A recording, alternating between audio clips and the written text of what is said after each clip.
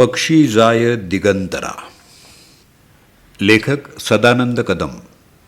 निवेदक दत्ता सरदेशमुख. पक्षी जाय दिगंतरा.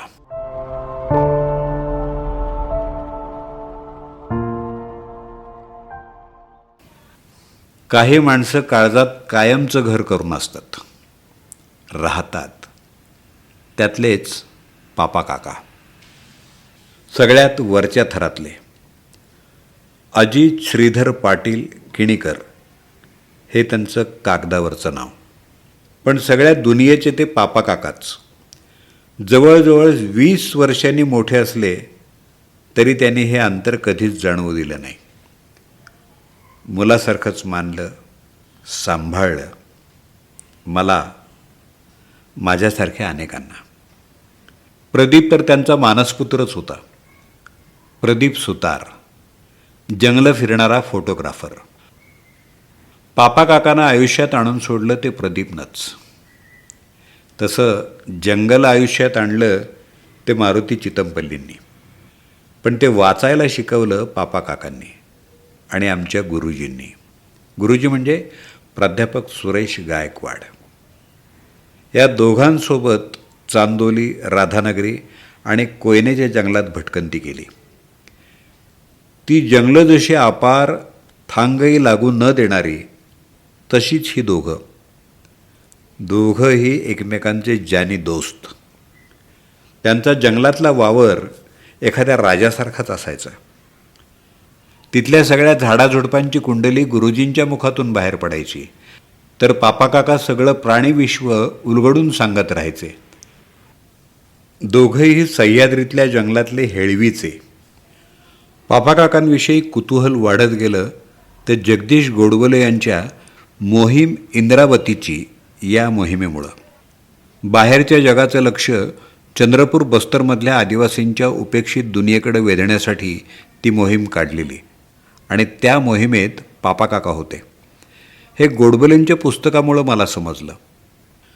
तोपर्यंत पापा काकांनी त्याविषयी काहीही सांगितलं नव्हतं, एक शब्दही. मुळात हा माणूसच मितभाषी होता, स्वतःविषयी कधीही काहीही न सांगणारा. त्या पुस्तकात वारंवार झालेला त्यांचा उल्लेख वाचून मी त्यांना फोन केला होता. काका, जगदीश गोडबोलेंचं पुस्तक हातात आहे, सतत तुम्ही भेटत आहात, आजपर्यंत का सांगितलं नाहीत हे? माझ्या प्रश्नाचं उत्तर द्यायचं सोडून ते म्हणाले, ते पुस्तक तुझ्याकडे आहे? अरे माझ्याकडेही ते नाही आहे. तुला कुठं मिळालं ते? मला त्याची प्रत करून दे. त्यांना तशी प्रत करून दिली आणि मग हा माणूस जरा खुलला. पण मोहिमेतल्या स्वतःच्या सहभागाविषयी त्यांनी फारच कमी सांगितलं. स्वभावदोष. नंतरही त्यांच्याकडून हे सगळं काढून घ्यायला खूप दिवस लागले. तेव्हा आठवत होती सभोवतालची कथित पर्यावरणवादी मंडळी. 100-200 रुपयांची झाडं लावून, फोटो काढून घेऊन ते प्रसिद्धीला देण्यासाठी 1000-2000 खर्च करणारी. पापा काका त्या सगळ्याहून वेगळे होते. त्यापूर्वी त्यांनी कृष्णा मोहीम फत्ते केली होती, तीही नावेतून. कृष्णेच्या उगमापासून, महाबळेश्वरपासून ते कृष्णा समुद्राला मिळेपर्यंतचा, मच्छलीपट्टणपर्यंतचा प्रवास तोही चक्क नावेतून त्याने केलेला. आणि पोहता येत नसताना हातात शंतनुराव किर्लोस्करांचा लायका कॅमेरा घेऊन. सांगलीत असूनही आणि त्यांच्या सहवासात राहूनही आमच्या पिढीला ते माहीत नव्हतं, मलाही माहीत नव्हतं. गोडबोलेंचं पुस्तक वाचून मी पापा काकांच्या मागच लागलो, या दोन्ही मोहिमांबद्दल बोला म्हणून. मी आणि संजय ते रेकॉर्ड करून घेतो. करू रे, काय गडबड आहे, असं म्हणत ते टाळत राहिले आणि आता ते राहूनच गेलं. असं खूप काही आमच्याकडून आणि त्यांच्याकडूनही राहून गेलं. बाबा आमटेंबरोबरची भारत जोडो यात्रेतली अनुभूती ऐकायची राहून गेली. या सगळ्याची खंत अखेरपर्यंत टोचत राहणार, बेचैन करत राहणार. भारतभरातली सगळी जंगलं पायाखाली घातलेला हा माणूस, गळ्यात कॅमेरा आणि दुर्बीण घेऊन सगळीकडं भटकणारा, पण त्यासंबंधी काहीही न लिहिणारा, न बोलणारा, सगळं काही डोक्यातच ठेवलं त्याने. आणि आता ते तिथंच राहून गेलं. इंद्रावती मोहिमेबद्दल गोडबोलीने लिहिल्यामुळं तेवढं तरी कागदावर आहे. या मोहिमेत पापाकाका सहभागी झाले ते त्यांच्या the river valley expedition and research society of इंडियाच्या वतीनं. इंद्रावतीच्या उगमापासून ते ती समुद्राला मिळेपर्यंत तिच्या काठाकाठानं केलेली ही भटकंती, बाबा आमटेंचा आशीर्वाद घेऊन सुरू केलेली, दत्तप्रसाद दाभोळकर, दिनकर गांगल, गोविंद तळवलकर, सांगलीकर प्रभाताई कुलकर्णी आणि रवींद्र मराठेंच्या पाठबळावर सुरू झालेली. या मोहिमेसाठी वापरलेली जीपसुद्धा सांगलीकरांचीच. सुहास गुर्जर आणि अनिल गोरे हेही पापाकाकांसोबत होते त्या मोहिमेत. इंद्रावतीचा उगम ओरिसाच्या कालाहंडी विभागातला, महेंद्र पर्वतातला. उगमस्थान तोहमल रामपूर. बंगालच्या उपसागराच्या पूर्व किनाऱ्याजवळ उगम पावणारी इंद्रावती धावते मात्र पश्चिमेकडं, भामरागडाला वळसा घालून थेट बंगालच्या उपसागराकडं. ओरिसा, मध्य प्रदेश, महाराष्ट्र, आंध्र असा तिचा प्रवास, सगळा आदिवासी मुलखातला. तिच्या काठावरच्या भद्रा, डोरला, कोया, परधान, परजा, माडिया, मुरिया अशा रंगिल्या जमातीत पापाकाका वावरले. साग, ऐन, मोह, बांबूच्या घनदाट जंगलातून भटकले.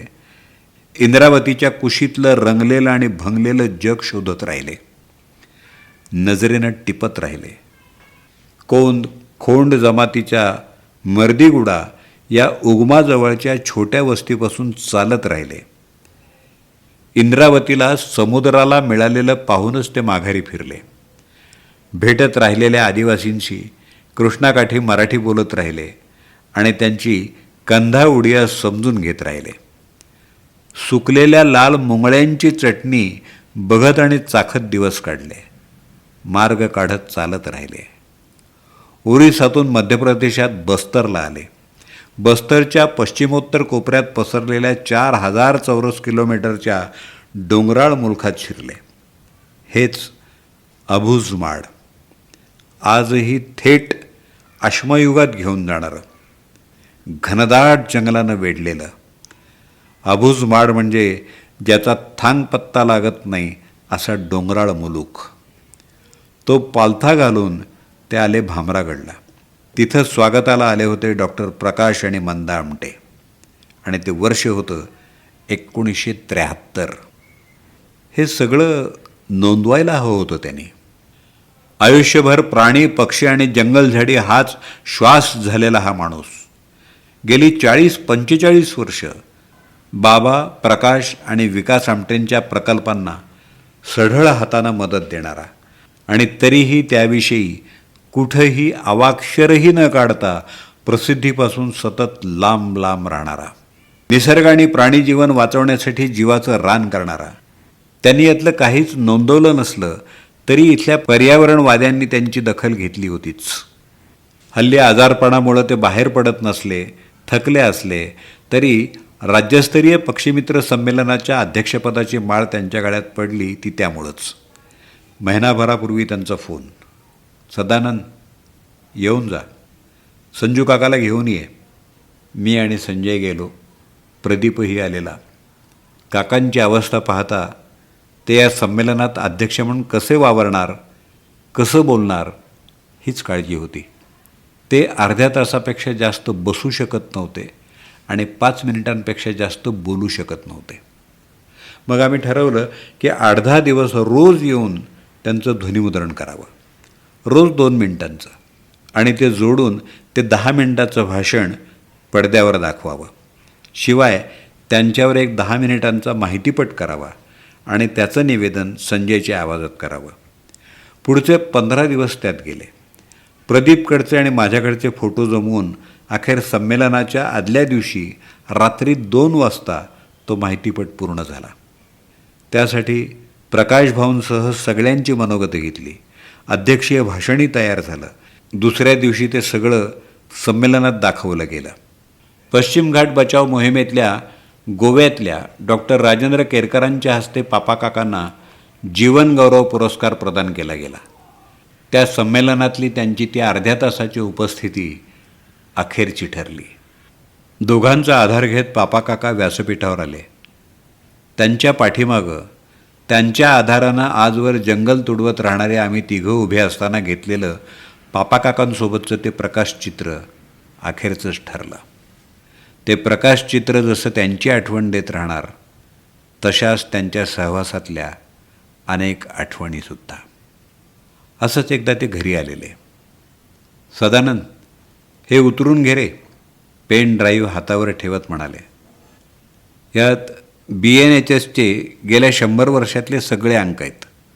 BNHS म्हणजे बॉम्बे नॅचरल हिस्ट्री सोसायटी. परवा मुंबईत होतो.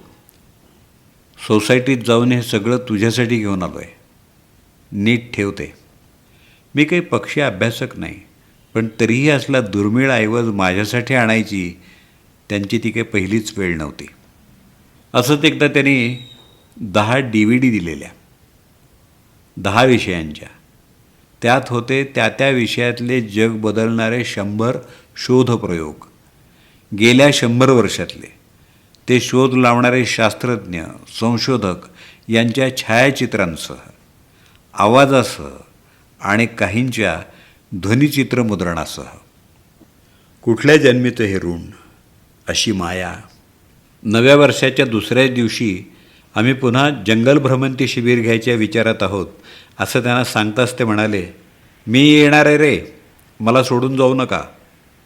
गायकवाड सरांनाही घ्या.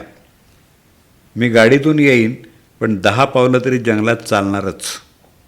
दुसऱ्या दिवशी संध्याकाळी गुरुजींशी बोलत असताना त्यांनी पापाकाकांची आठवण काढली. त्यांना प्रदीपनं त्यांचं बोलणं ऐकवलं. गुरुजी हसले. आपण जाऊया.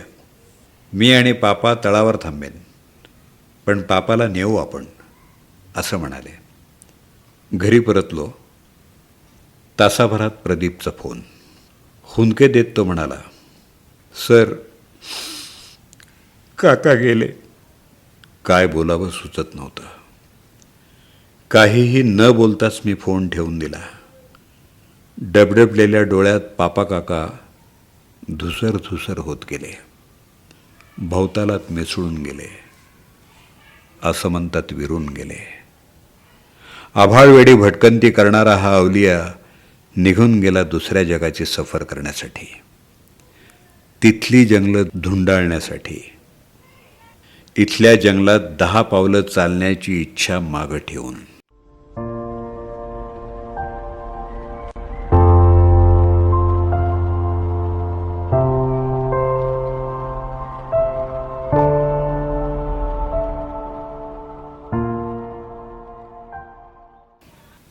पक्षी जाय दिगंतरा.